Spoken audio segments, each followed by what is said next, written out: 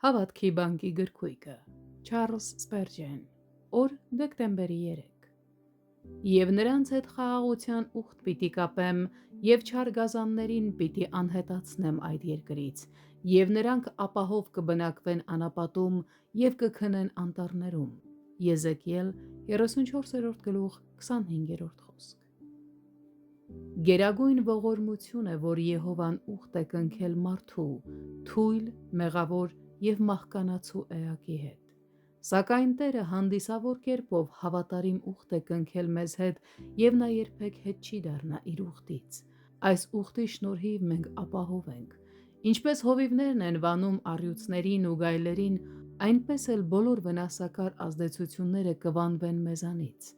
Տերը մեզ հանգիստ կտա ապականողներից ու կործանողներից։ Չար գազանները կանհետանան այս երկրից։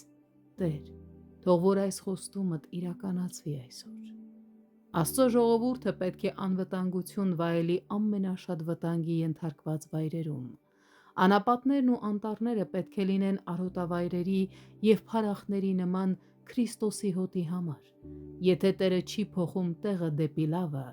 նա մեզ ավելի լավը կդարձնի այդ վայրում։